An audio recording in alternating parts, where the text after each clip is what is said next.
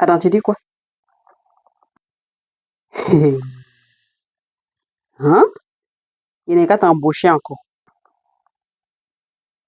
Oh, ah ça, tu es venu me voler dans mon magasin. À cause de toi, j'ai fait faillite. Par la grâce de Dieu, je me suis relevée. Et puis, j'ai venu t'embaucher encore dans mon magasin. Mais la vieille, moi, je t'ai demandé pardon, non? Je t'ai demandé pardon, non? Parent, tu te reconnais dedans? Afro-mentalité.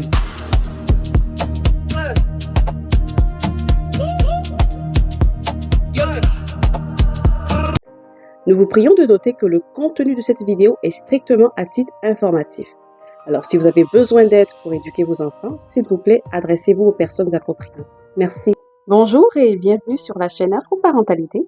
C'est une chaîne où on parle des défis de la parentalité afin de partager des astuces, des expériences, des informations pour nous aider à grandir en tant que communauté de parents.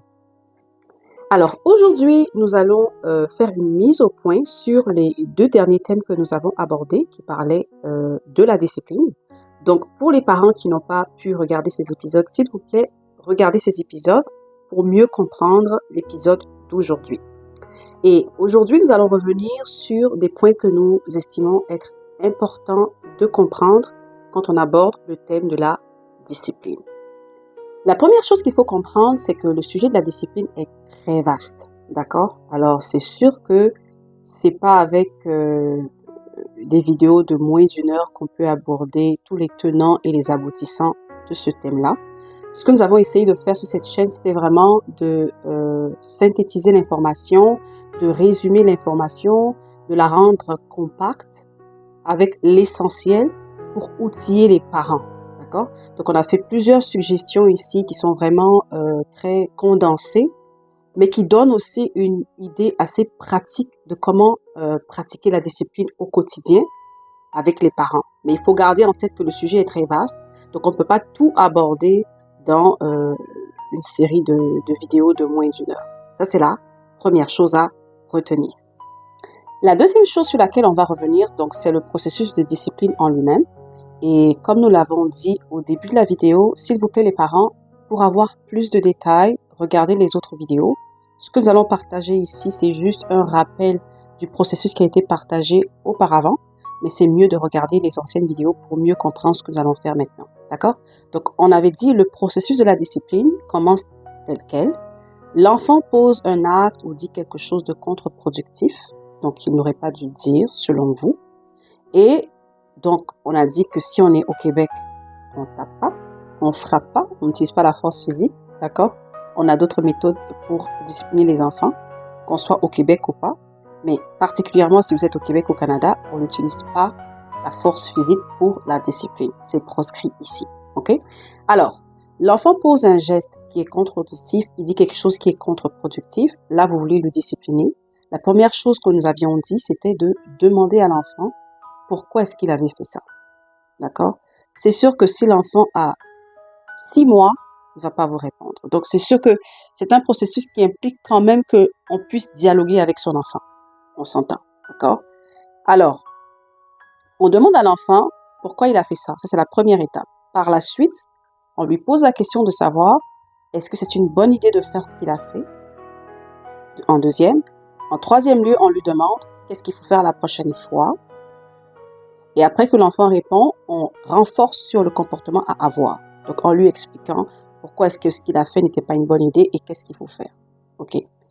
Alors, à partir de là, des fois, ça peut arriver que certains parents veulent que l'enfant s'excuse pour le comportement, disons, qu'il a eu qui était contre-productif.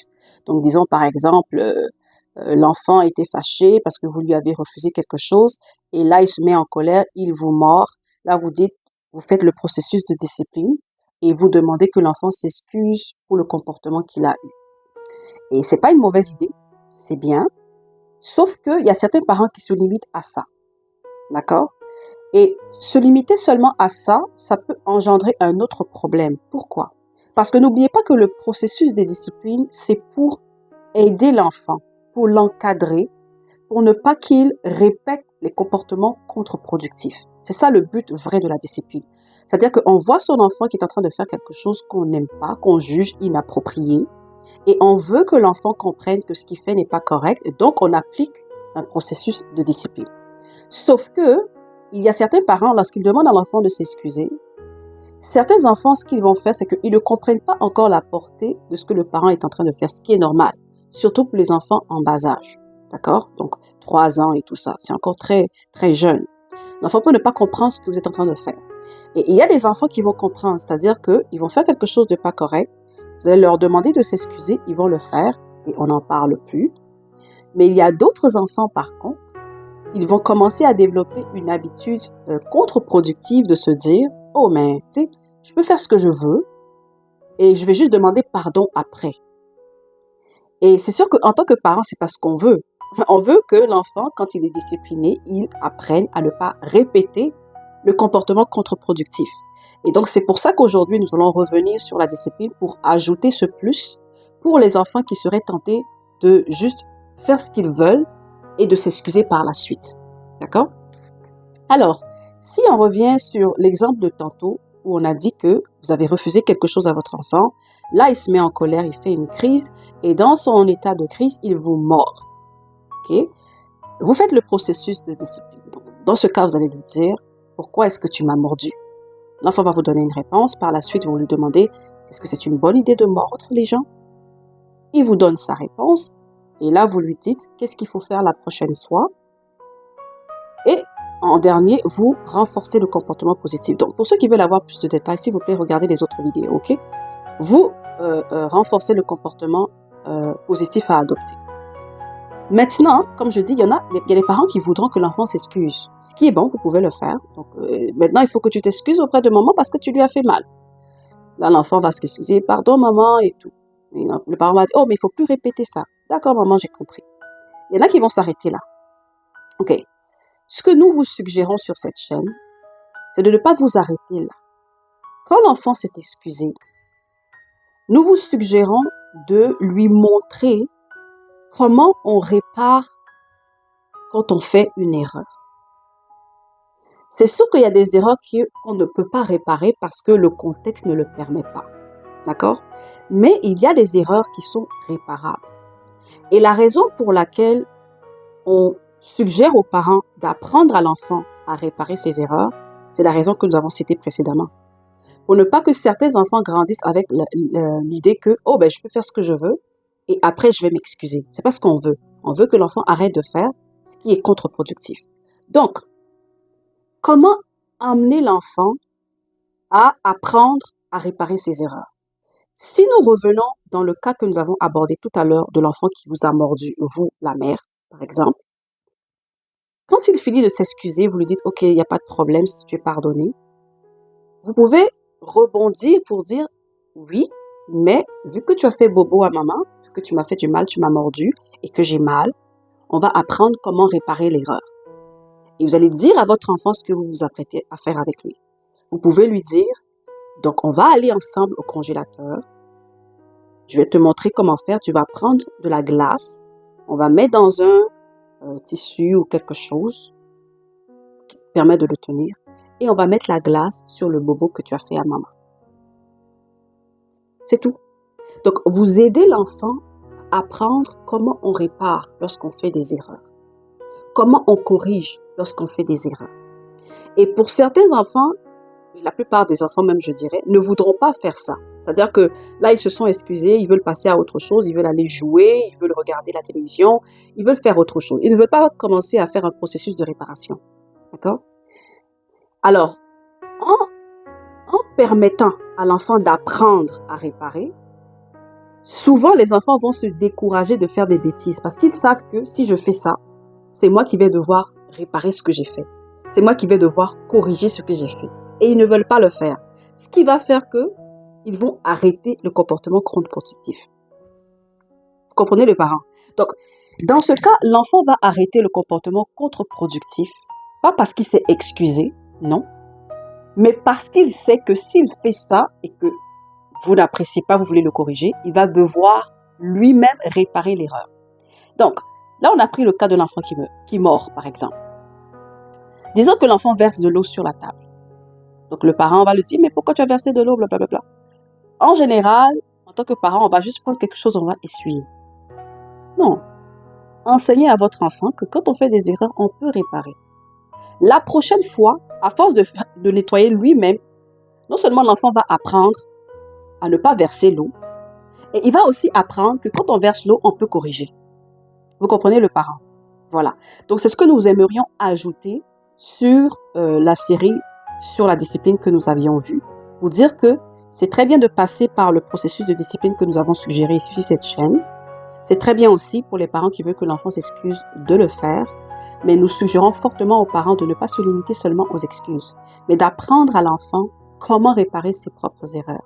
Et il va grandir au fur et à mesure que vous lui enseignez, vous lui montrez comment faire, il va grandir avec cette habitude-là. Et ça va lui servir à l'âge adulte. OK? Pour les gens de la diaspora, je vais prendre un exemple que la plupart d'entre vous, vous allez vous reconnaître dedans. Pour les gens, par exemple, de la diaspora, vous savez, il y a des cas qui sont très courants. Hein.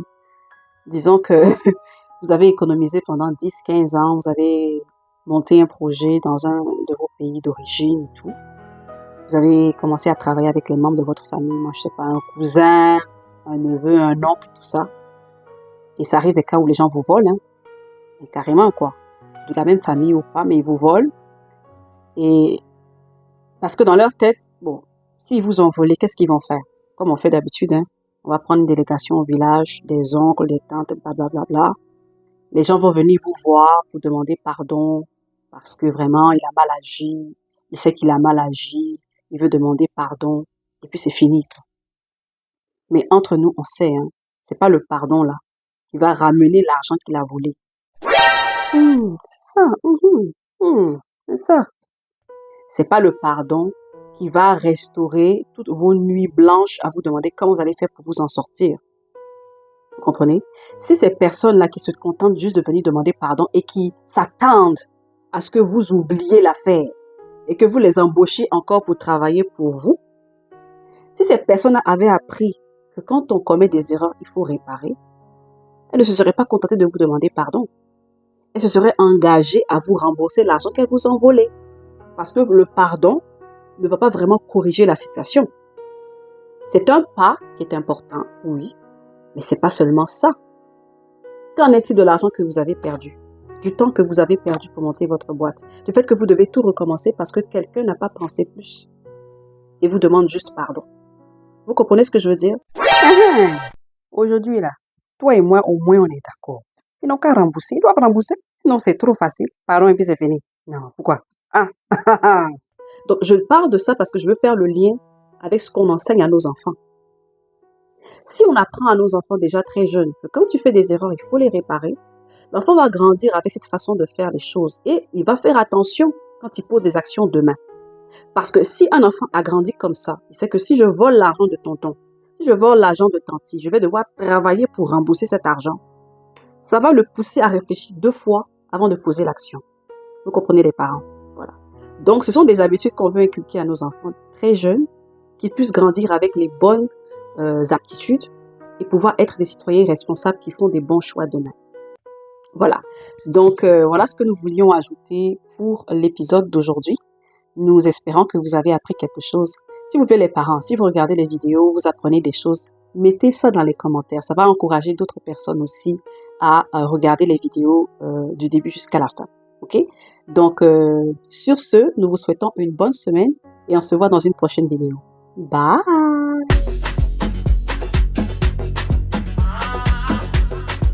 Abro para darle